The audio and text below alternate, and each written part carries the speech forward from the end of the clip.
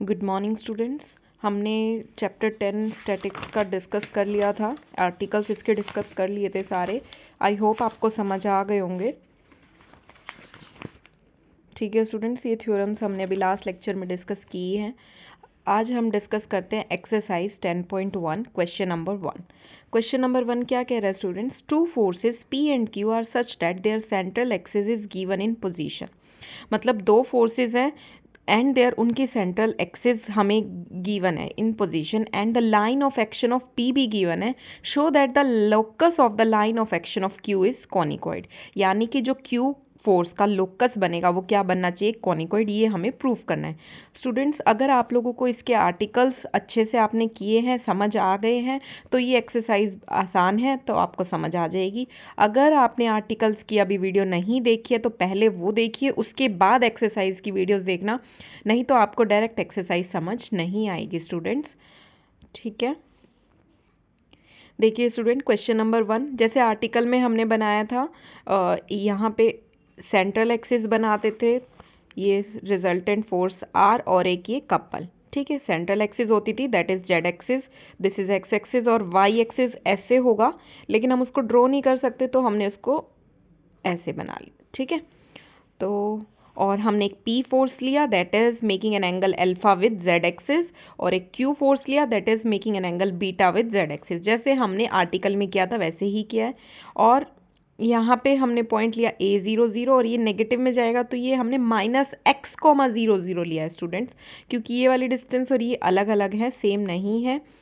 ठीक है, करते हैं जैसे आर्टिकल्स में किए थे ना वैसे ही करना है। फर्स्ट आर्टिकल में कंपोनेंट ऑफ फोर्स मैंने आपको निकालने बताए थे। यहाँ पे P फोर्स के कंपोनेंट क्या बनेंगे? एक्स एक्सिस के अलोंग 0, वाई एक्सिस ऐसे है और अल्फा बना रहा है जेड एक्सिस के साथ, तो वाई एक्सिस तो इसके लिए परपेंडिकुलर है, तो क्या आ जाएगा? वाई एक्सिस के अलोंग कंपोनेंट इसका P साइन अल्फा है ना, और जेड एक्सिस के अलोंग जिसके साथ एंगल बनता है तो बनता है कॉस अल्फा, तो P cos alpha. Similarly Q के अलोंग, और जैसे मैंने आर्टिकल में आपको बताया ही था कि Q फोर्स जो है वो आपका नीचे की तरफ बना हुआ है, नीचे की तरफ है तो देखो x नेगेटिव डायरेक्शन है तो -x, और y नीचे की तरफ है तो y एक्सिस भी -y, और z एक्सिस तो इसी डायरेक्शन में है तो z पॉजिटिव ही आएगा। तो इसके कोऑर्डिनेट हो गए -x -y -z। वो मैंने पॉइंट क्यों लिया है? क्योंकि हमें यहाँ पे Q का लोकस निकालना है, और आपको पता ही है जब हम लोकस निकालते हैं तो हमें कोई एक जनरल पॉइंट लेना होता है। आप लोगों ने सॉलिड ज्योमेट्री में पढ़ा होगा। ठीक है, Q के कंपोनेंट्स क्या बन जाएंगे? एक्स एक्सिस के अलोंग तो 0, वाई एक्सिस के along -q sine beta. Y axis ऐसे है और ऐसे साइन में जाएगा परपेंडिकुलरली, और लेकिन ये नीचे की डायरेक्शन में तो माइनस। ठीक है, और इस जेड एक्सिस के अलोंग तो क्या बन जाएगा? Q cos beta. P और Q के हमने कंपोनेंट लिख लिए स्टूडेंट्स। अब रिजॉल्व करो इनको, एक्स एक्सिस वाला तो 0 ही हो जाएगा। अब वाई एक्सिस वाला देखो, P sine alpha minus Q sine beta is equal to, Y axis के अलोंग तो कोई फोर्स नहीं है, इज इक्वल टू 0, और जेड एक्सिस के along P cos alpha plus Q cos beta, और जेड एक्सिस के अलोंग क्या है? R है फोर्स। ठीक है, ये हो गई equation number 1 and equation number 2। Similarly अब मोमेंट निकालने हैं, फोर्स P के मोमेंट। अब I cap J cap K cap, point क्या है यहाँ पे? A00, और फोर्स के कंपोनेंट क्या थे P के? 0, P sine alpha P cos alpha.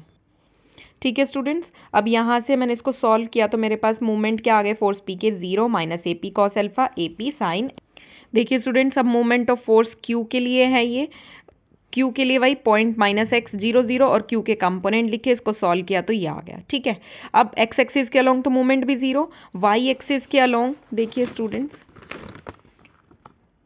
y axis के अलोंग -AP कॉस अल्फा और plus XQ cos beta, -AP cos alpha plus XQ cos beta. y axis के अलोंग कोई भी कपल नहीं था, मूवमेंट नहीं था तो 0। ऐसे ही z एक्सिस के अलोंग ऐड करेंगे AP sine alpha plus XQ sine beta is equal to, z axis के अलोंग क्या है हमारा? K है स्टूडेंट्स। देखिए this is the equation number 3 and 4। अगर आपको इतना समझ आ गया ना स्टूडेंट्स, इतना ही हमने आर्टिकल में मेन किया, उसके बाद तो हर क्वेश्चन में कैलकुलेशन ही बचती है जो हमें प्रूव करना है।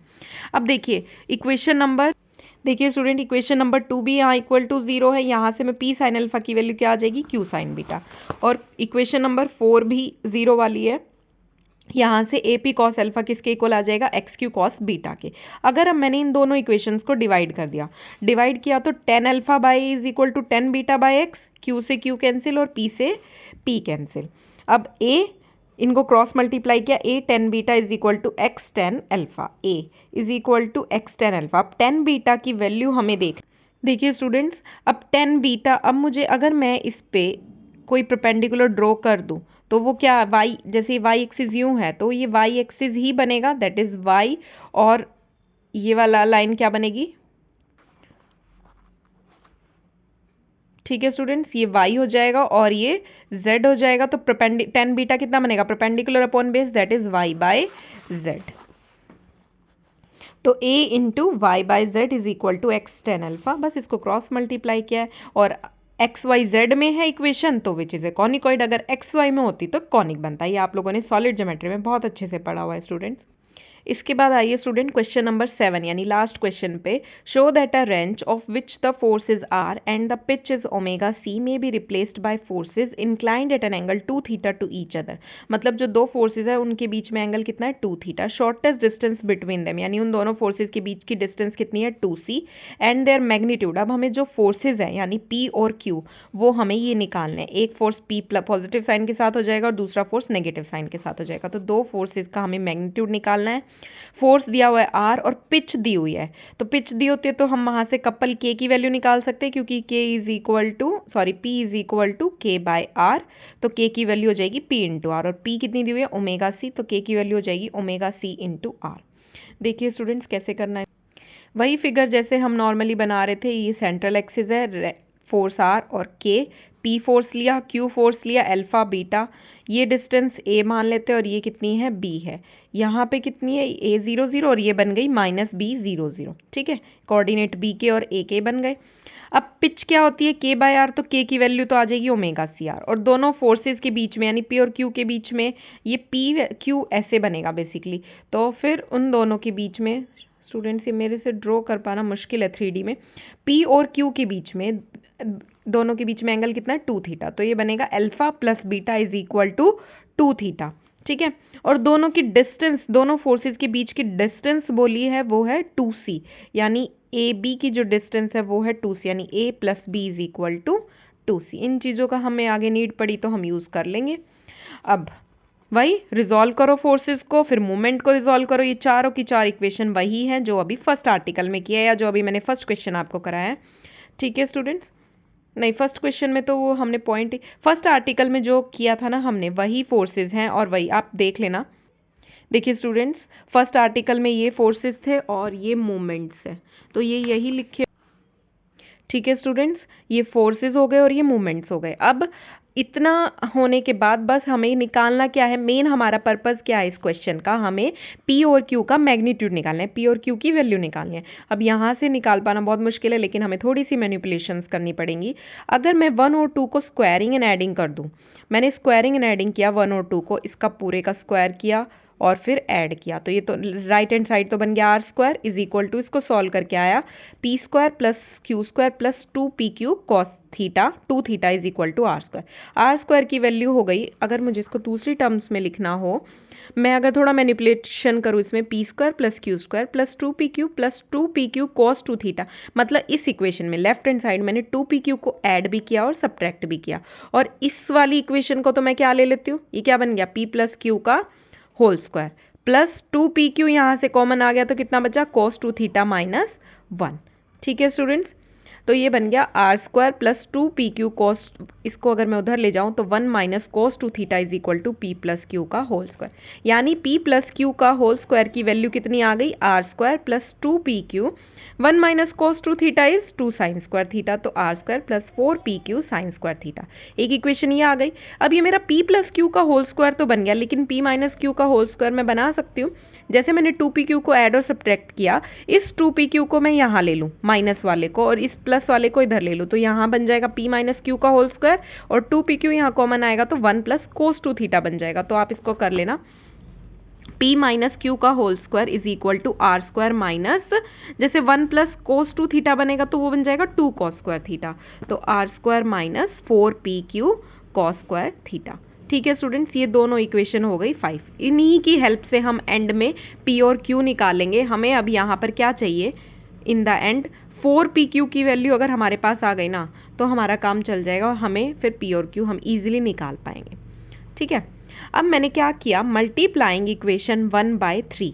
ठीक है, ये जो इक्वेशन 1 है और इक्वेशन 3 है, R और इंटू K दोनों को मल्टीप्लाई किया और इस वाली right and left hand side वाले को भी मल्टीप्लाई किया। ठीक है स्टूडेंट्स, मल्टीप्लाई करने पे देख लेना जहाँ AP cos अल्फा हो उसको BQ cos बीटा, या जो BQ cos बीटा हो, मतलब हमें PQ बनाना है अकॉर्डिंग टू हमारी नीड। तो देखो अगर कहीं ना हो, दोनों जगह PP हो तो उसको एक को चेंज कर देना, AP cos अल्फा को पुट कर देना BQ cos बीटा। मैं अभी डायरेक्ट लिख रही हूँ। देखिए स्टूडेंट्स, RK की वैल्यू आ जाएगी सॉल्व करके PQ, अगर मैं हर में से ताकि मैं कॉमन निकाल सकूं, इसीलिए मैंने ये किया है। PQ इंटू में B sign alpha plus beta plus A sign alpha plus beta.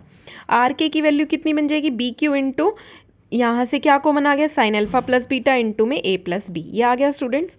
अब बस कुछ नहीं है, वैल्यूज पुट करनी है जो हमने स्टार्टिंग में निकाली थी। R की value as it is, K की वैल्यू क्या थी, ओमेगा C इंटू R, ये क्या बन गया, omega C R square is equal to PQ A plus B कितना था 2C और अल्फा प्लस बीटा कितना था 2 थीटा। ठीक है, तो C से C कैंसिल हो गया, omega R square is equal to 4PQ sine theta cos theta. अब यहाँ से मैं 4PQ की वैल्यू इजीली निकाल सकती हूँ, कितनी आ जाएगी, omega R square by sine theta cos theta, ये डिनोमिनेटर में आ जाएगा साइन थीटा कॉस थीटा। अब इस 4PQ की वैल्यू जो मैं आपको अभी बता रही थी इक्वेशन नंबर 5 में, या 4PQ की वैल्यू दोनों इक्वेशन में पुट कर देना। पुट कर दोगे तो देखो स्टूडेंट, P प्लस क्यू का whole square is equal to R square plus omega R square sine square theta upon में sine theta cos theta. Put करने के बाद मेरे पास सॉल्व करके आया है R square plus omega R square tan theta, और दूसरी इक्वेशन P माइनस क्यू के होल स्क्वायर में आया R square minus omega square R square cot theta.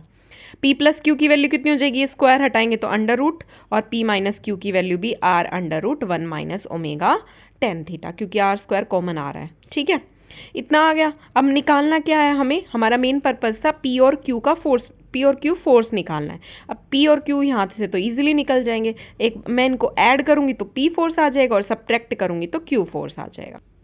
ठीक है स्टूडेंट्स, ऐड किया मैंने P को 7 और 8 इक्वेशन को, तो P की वैल्यू आ गई R/2 इंटू में under root 1 plus omega tan theta plus under root this, ऐसे ही और सब्ट्रैक्ट करूंगी तो Q की वैल्यू आ जाएगी, और यही हमें निकालना था। देखिए स्टूडेंट्स, अब क्वेश्चन नंबर 3 पे आइए। Prove that the surface which is traced out by the axis of principal movement at point lying on a straight line which intersect at right angle to the points axis of the given system of forces is a hyperbolic paraboloid. देखिए students, हमने 9 chapter में किया था कि given system of forces को हम एक single force और एक कपल में रिड्यूस करते थे, मेकिंग एन एंगल थीटा, जो कि आपस में क्या बना रहे थे, जब इनिशियली हम जो चीज़ कर रहे थे कि गिवन सिस्टम ऑफ फोर्सेस को एक सिंगल फोर्स और एक कपल में रिड्यूस कर रहा है, जो कि उन दोनों के बीच में एंगल बनता था थीटा।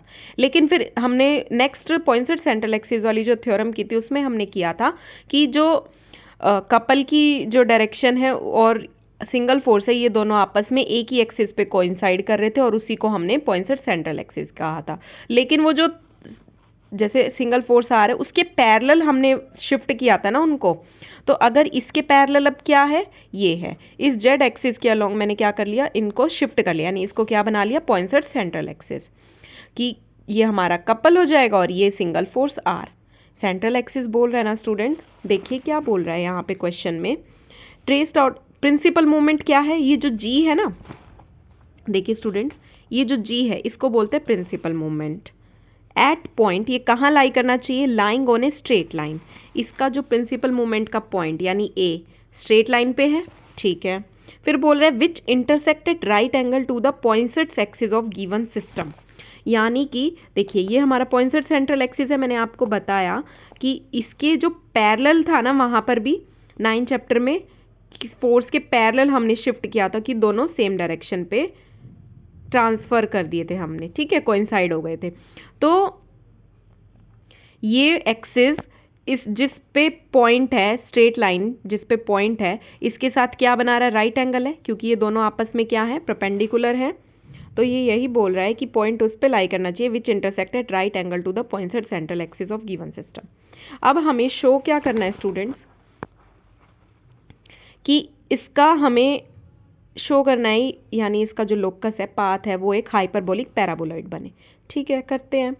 देखिए के की वैल्यू यहाँ पर क्या होगी, जो ये के क्या होता है, जी कॉस थीटा होता है ना, अभी तक करते आ रहे हैं, K is equal to G cos theta. और वो वहाँ पर हमने जो पॉइंसेट सेंट्रल एक्सिस थ्योरम की थी, वहाँ OO1 क्या किया था, जी साइन थीटा बाय आर। यहाँ पर OO1 नहीं है, OA है, तो क्योंकि इसको इस पे शिफ्ट किया है, तो OA is equal to G sine theta by R. OA की वैल्यू यहाँ कितनी है, ये तो 0 0 और ये x 0 0 है, तो कितना डिस्टेंस हो गया x। OA की वैल्यू x, इस r को उधर ले गए, X R is equal to G sine theta. ठीक है, अब एक ये आ गया और एक ये आ गया, फर्स्ट और सेकंड इक्वेशन को क्या कर दो, डिवाइड कर दो, तो आर एक्स बाई के is equal to tan theta. एक इक्वेशन ये आ गई। ऑल्सो टेन थीटा यहाँ से भी तो बन सकता है, अगर मैं इस पे एक परपेंडिकुलर ड्रॉ कर लूँ। ठीक है, ये जेड एक्सिस और ये क्या होगा, एक वाई, तो टेन थीटा की वैल्यू हो जाएगी perpendicular upon base, perpendicular upon में बेस, तो y बाई जेड। इन दोनों को क्या करेंगे, इक्वेट, क्योंकि ये भी टेन थीटा की वैल्यू, ये भी टेन थीटा की वैल्यू, तो आर एक्स बाई के is equal to y by z, R z x y. ये this is the equation of hyperbolic paraboloid. ये हमें प्रूफ करना था स्टूडेंट क्वेश्चन नंबर 3 में। ठीक है, अगर आपको कोई भी क्वेरी हो तो आप मुझसे पूछ लेना, बाकी के क्वेश्चन हम नेक्स्ट लेक्चर में डिस्कस करते हैं।